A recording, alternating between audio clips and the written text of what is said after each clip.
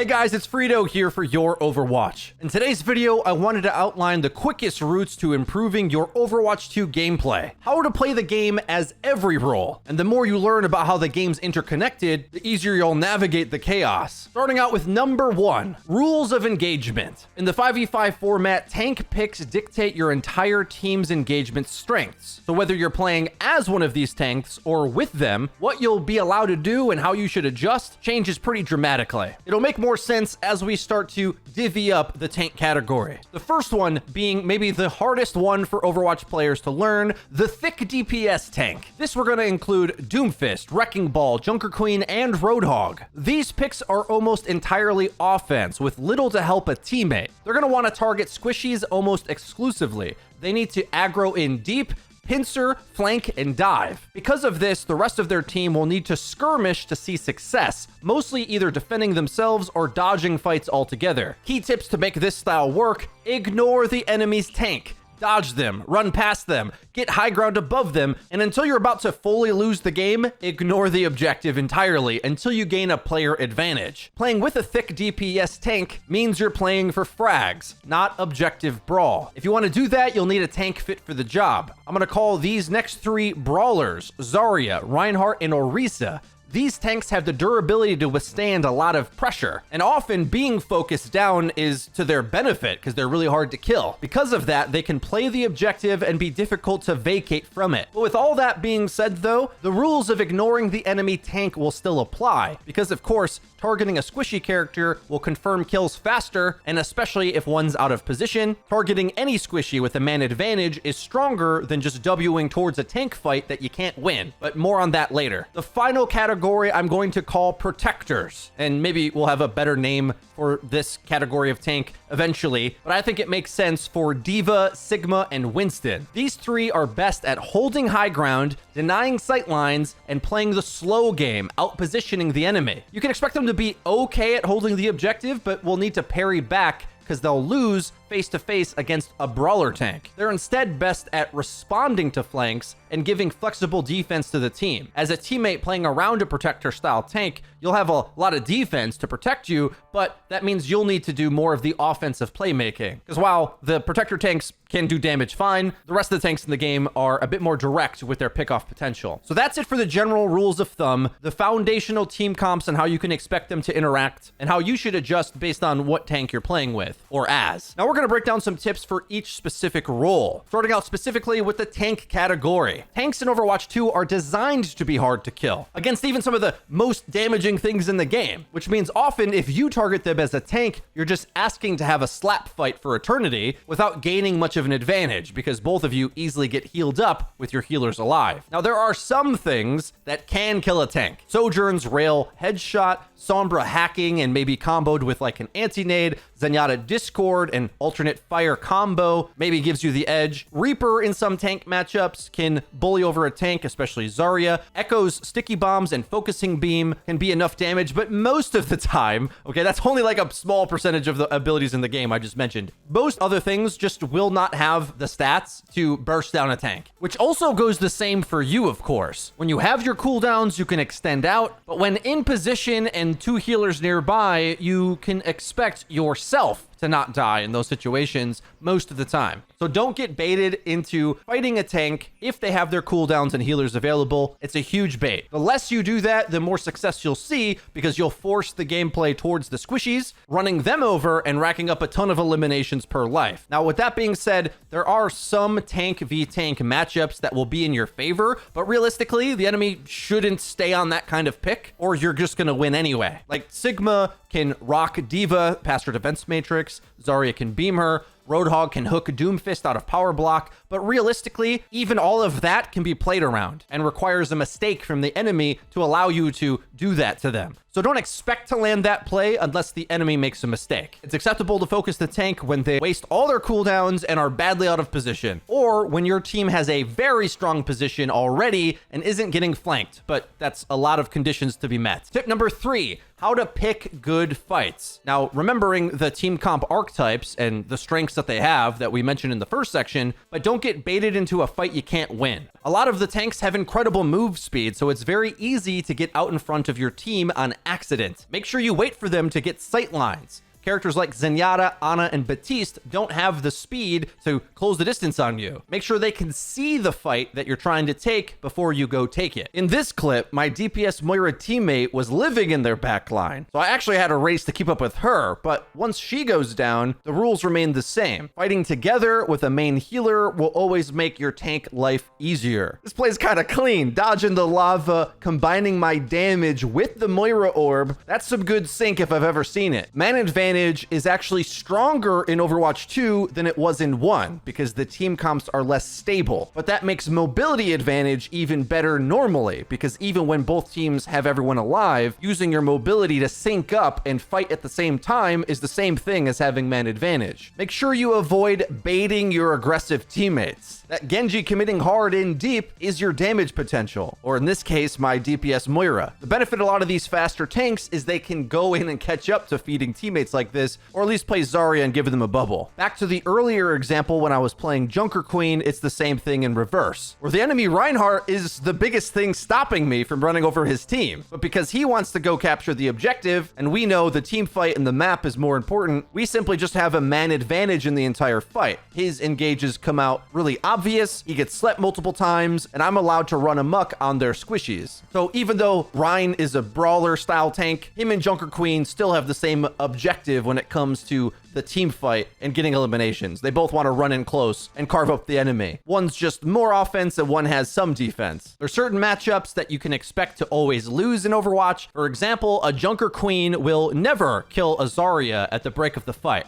That's the don't target the tank problem in its worst form. But what should you target is a combination of finding squishy kills that are out of position and easy to cash in, but even more important than that is to prioritize the enemy's threats. While support kills are nice and often easy to run down, DPS are often the enemy's win condition. Using bubbles to block the target that Genji selects with his Dragon Blade, or using Defense Matrix to eat up Soldier's Visor or Pharah's Barrage is more important than securing a limbs on supports, which are often relatively not as big of a threat. So it's a balance between those two. Running down supports is great, but it might be less efficient than directly combating the enemy's highest kill potential. And that changes based on the patch. But for example, right now, Sojourn Railgun is the most threatening thing in the game. And then I think Genji is maybe second best. Those two characters cannot be allowed to just live wherever they want and see your squishy targets, or they'll kill faster than you can. So you need to mark them, or is to say, target them so that they have to be tied up fighting you rather than killing your squishies easily. In Overwatch, when the enemy's best kill potential is taken off the table,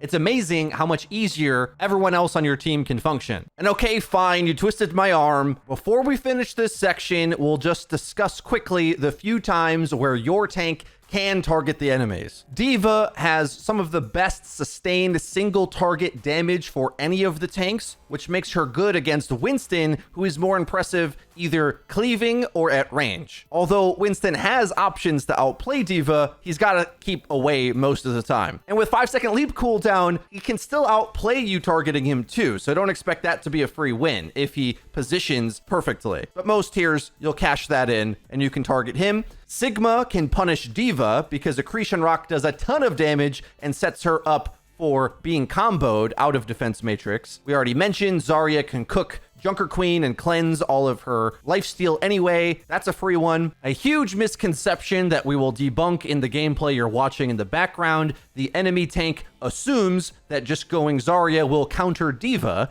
but since I can fly, I just avoid her beam, avoid her bubbles, and keep remembering the number one rule for tanks. You don't need to fight the other tank. So while yes, Zarya can get damage in on D.Va, it's only when she's played badly, kind of similar to the D.Va versus Winston example. It's like if you're out of position and commit to allowing a bad fight onto your face, you will die, but you don't have to do that. Orisa is the most durable tank in the game and only dies to the mega tank killer options when all of her cooldowns are out, but I don't know if I'd say she easily kills any of the other tanks either. She can fend them off and survive, but her damage kind of needs to go towards squishies, and I'd say that's probably the case for every other tank. One thing I don't like about Overwatch 2 so much is that they lowered Reinhardt's pin damage. You can't even kill a Mei or Reaper anymore, but because of that, oftentimes Rein can't even really meaningfully kill an enemy tank. A ton has to go right. So don't expect that pin damage to be like, oh, this tank's definitely going to die now. Usually not the case, unless you're pinning them out of position. Don't expect the pin damage to be what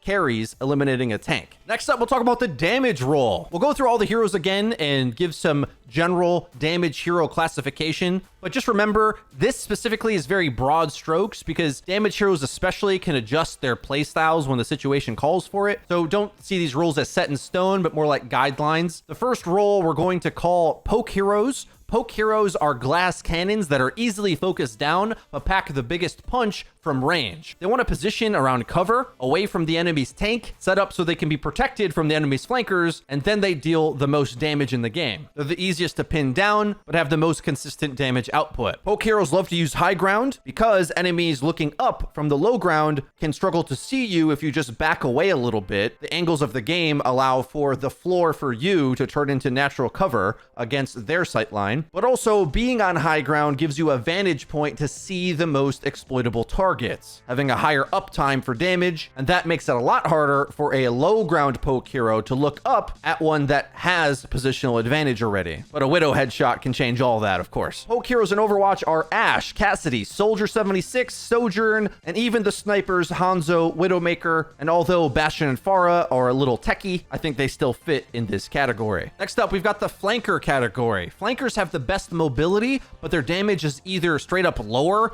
or less reliable than the poke heroes, who are usually more accurate. Flankers will succeed when they outposition the enemy and take them by surprise, especially. Due to their playstyle, they'll see the biggest benefit when they sync up with their tank really well, because they prefer not to fight face to face like two Widows sniping each other, for example, but instead coming in from the side, hopefully undetected. The flanker heroes in Overwatch thus far are Echo, Genji, Junkrat, Sombra, Tracer, and Reaper. And for the last category, we're calling these the Tank Busters. These are heroes that have some combination of either very high up close damage, extra health to survive on the front line, or tools to manipulate and punish tanks. Now, I'll repeat some heroes from the other categories here as well. Overall, the Tank Buster role, as well as these techie styles of play, typically are weakest up against the poke heroes that easily get angles on them and fire outside of their range. But if played well, they can have an even matchup against flankers. The Tank Buster class of heroes I would identify as Mei, Symmetra, and Torbjorn, but also repeats from other categories as well. We're going to say Junkrat, Echo, Sombra, Bastion, Reaper, and Sojourn, all of which have some ability that can punish tanks a bit. But remember what we said earlier, it's still hard to do. It's not a free thing in Overwatch 2.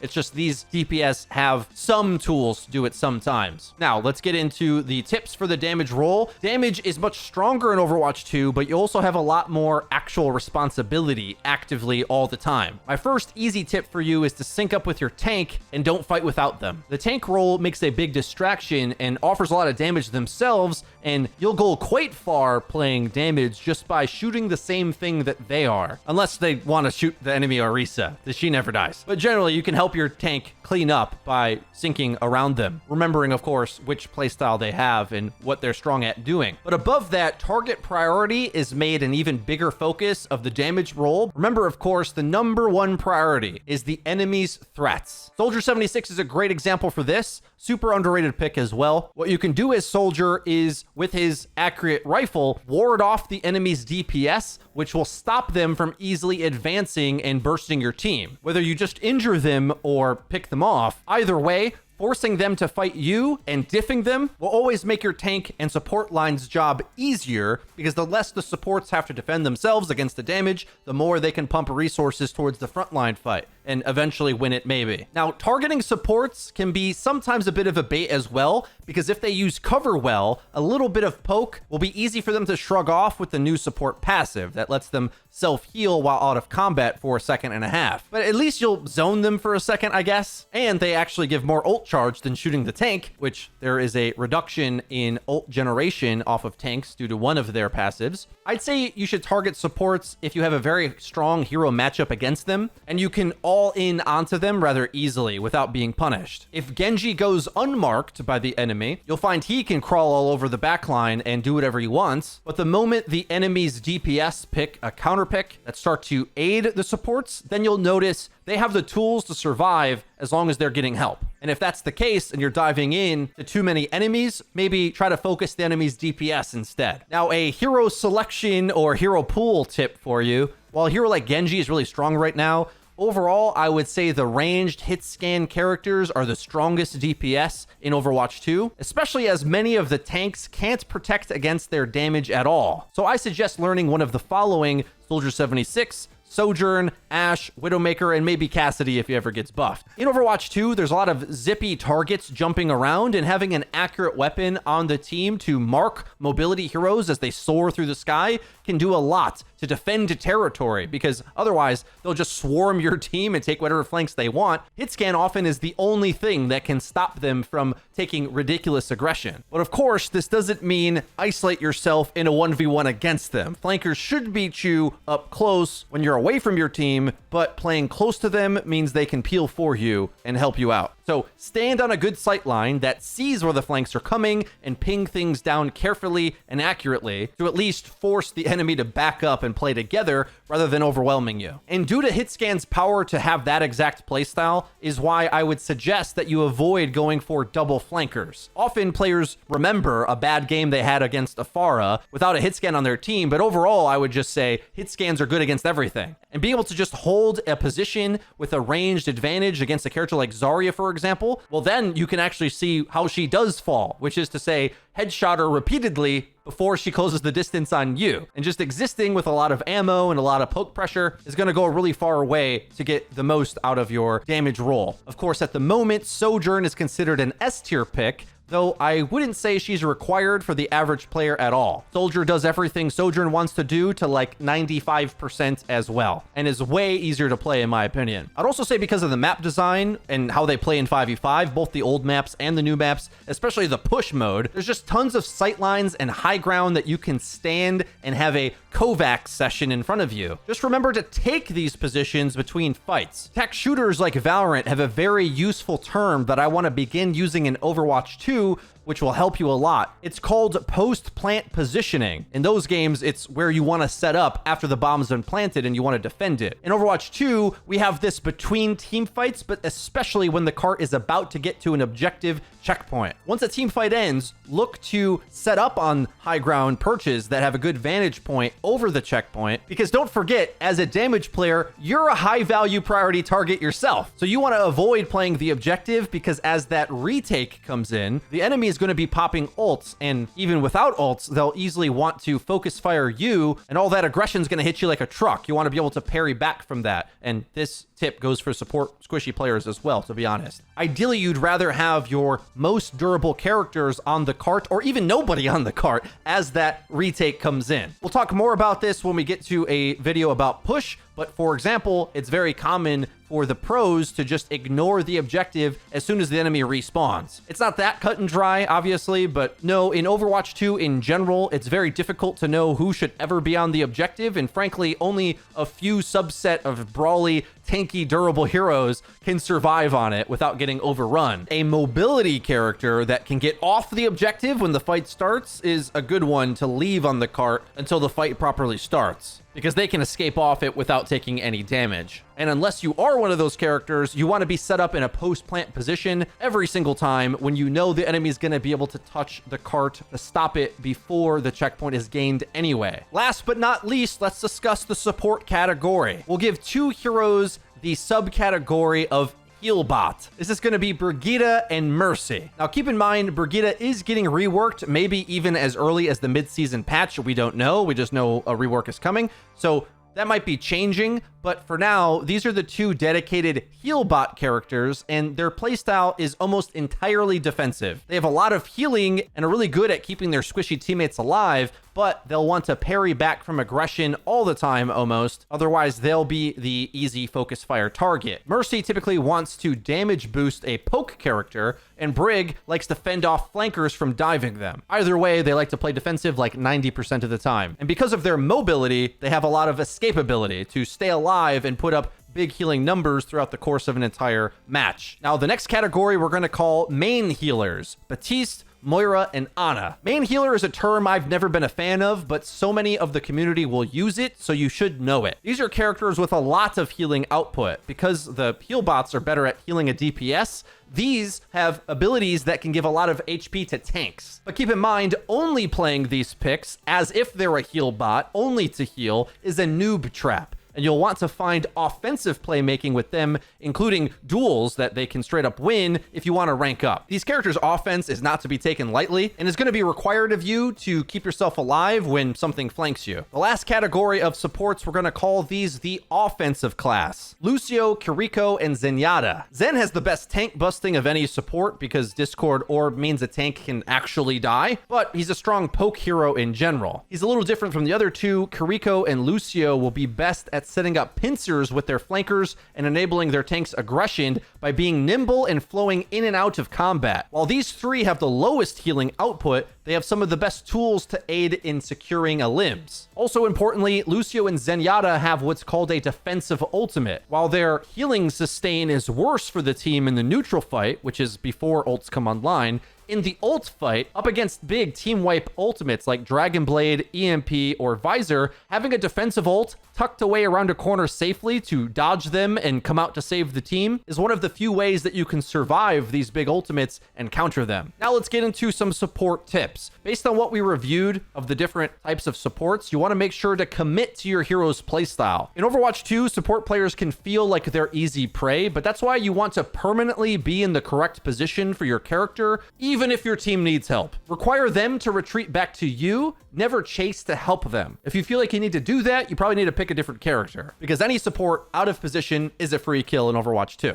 So it's much better to lose a fight and soft reset rather than try to run in to save one. It's likely never going to happen that way. Never put yourself in a position where you should die. Instead of throwing your positioning away to chase in after feeding teammates, it's better to get the most stats that you can using your power positions. And if you feel like you're losing the fight, just duck and run to set up to get more stats in the next one. Soft resetting in Overwatch 2 is incredibly powerful, and you never know. There might be a small window for you to sneak away a elimination in your own right, or catch them overextending, trying to wipe the rest of your team. And to that point, my next tip is support players. You need to know how to take duels, because there's many duels you will be favored in, but you need to sometimes even win ones that you're at a disadvantage in. And essentially, if you're playing any skill shot support, know that it's required of you in Overwatch 2 to land damage on the enemy. Zen, Ana, Bap, shoot back at the enemy, especially the squishies, just like you were a damage character. The same rules apply. Prioritize the enemy's threats, and with those tips combined, hopefully you can begin to start to take the support role in your own hands. I know a lot of players are struggling adapting to support. It's my best role so far, so maybe more support guides coming in the future. But that's going to be it for today's complete Overwatch 2 guide going through the entire game. I hope you found that to be useful for a general overview of everything you need to know to succeed in Overwatch 2. Let me know in the comment section down below, what areas of the game are you particularly struggling with? And hey, you made it to the video this far, so you really are dedicated to improving. On top of that, I want to be reviewing your guys' replays. So I'm going to be leaving linked in the description a Google form submission for you to send in a replay code you want me to review. In the form, be sure to tell me your battle tag, rank, replay code, and a short description of why you think you lost. And remember, it's best to send in replays where you thought you played well but lost anyway. That highlights the biggest gaps in understanding. Excited to make a lot more of these high production value advanced guides. This one took a lot of work, and there's a lot more coming that are currently in production. So to show the channel support, please be sure to leave the video with a like, and don't forget to subscribe and click the bell icon to actually get notified when our new videos come out. Don't miss out on any of our Overwatch 2 videos. That's been it for me. I've been Frito for your Overwatch. I'll see you guys next time.